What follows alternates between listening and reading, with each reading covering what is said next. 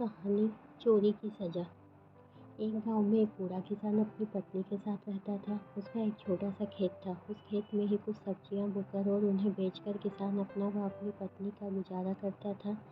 एक बार किसान ने सोचा कि इस बार वह पूरे खेत में शलगम बोएगा। उसने अपनी पत्नी से पूछा, मैं सोचता हूँ कि इस बार खेत में शलगम बो दूँ, तुम्हारा क्या ख्याल है? पत्नी ने कहा, शलगम की फसल अच्छी हो गई तब तो हम आराम से रह सकेंगे, वरना भोजन के भी लाले पड़ जाएंगे। मैं फसल को समय पर पानी दूंगा, खूब देखभाल करूंगा, तो फसल जरूर ही अच्छी होगी, किसान ने कहा। फिर किसान ने अपनी फसल खेतों में बो दी। किसान की किस्मत अच्छी थी कि इस बार शलगम की फसल बहुत अच्छी हुई। एक दिन बूढ़ा किसान खेत पर गया तो वह यह देखकर हैरान रह गया कि खेत में जगह जगह शलगम के टुकड़े बिखरे पड़े थे। उसने छुपकर देखा कि ढेरों शलगम फैली पड़ी हैं, परंतु सभी के छोटे छोटे टुकड़े बचे पड़े हैं। किसान की समझ में नहीं आया कि यह कैसे हो सकता है। वह सोचने लगा कि यदि कोई आदमी शलगम चुराता तो पूरी ही उठाकर ले जाता। शलगम के टुकड़े करके तो किसी ने मेरा नुकसान करने की कोशिश की है। यह काम जरूर किसी दुश्मन का है। यह सोचते सोचते वह घर पहुंच गया और अपनी पत्नी से बोला, मेरी समझ में नहीं आ रहा है कि हमारी दुश्मनी किससे है। उसकी पत्नी बोली, हमारी दुश्मनी तो किसी से नहीं, जरा खुलकर बताओ, बात क्या है?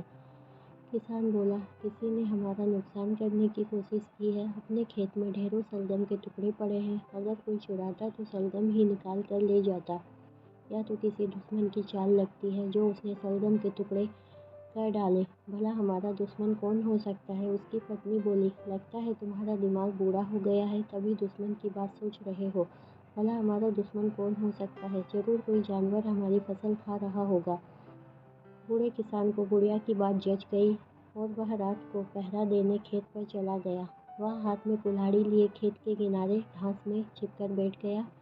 आधी रात में अचानक भालू आया और शलगम निकाल कर कुछ खाने लगा और कुछ फेंकने लगा। किसान ने आव देखा न ताव, अपनी कुल्हाड़ी जोर से भालू की तरफ मारी। कुल्हाड़ी भालू के पिछले पैर में लगी और उसका एक पैर कट कर गिर गया। भालू दर्द से चिल्लाता हुआ लंगड़ा कर जंगल की तरफ चला गया। उसके जाने के बाद किसान ने भालू की टांग उठाई और घर पर आ गया। बुढ़िया टांग देखकर खुश हुई। बुढ़िया ने टांग को धोकर उसकी खाल उतार ली, उसके बालों से ऊन बुन लिया और फिर टांग का मांस पकने रख दिया।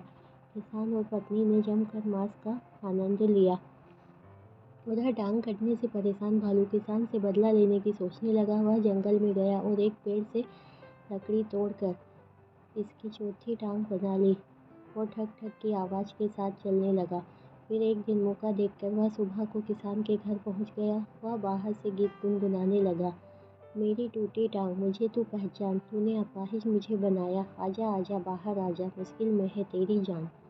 भालू की आवाज़ सुनकर किसान और उसकी पत्नी थर थर काँपने लगे। वे जल्दी से दरवाज़ा बंद करने दौड़े, परंतु भालू तब तक भीतर आ चुका था। दोनों लोग डर कर अलमारी के भीतर घुस गए। भालू घर में इधर उधर गाना गाता और लंगड़ाता हुआ घूम रहा था। उसकी लकड़ी की टांग खट खट की आवाज़ कर रही थी। अचानक उसकी लकड़ी की टांग निकल गई और वह अपना संतुलन खो बैठा। भालू घर की सीढ़ियों के पास बने तहखाने में जा गिरा। किसान को ज्यों ही भालू के तहखाने में गिरने की आवाज़ आई, उसने अलमारी से निकलकर तहखाने का दरवाज़ा बंद कर दिया। किसान की पत्नी घर से बाहर जाकर शोर मचाने लगी। सारे पड़ोसी इकट्ठा हो गए। सब ने मिलकर भालू को मार डाला। अब किसान चैन से रहने लगा।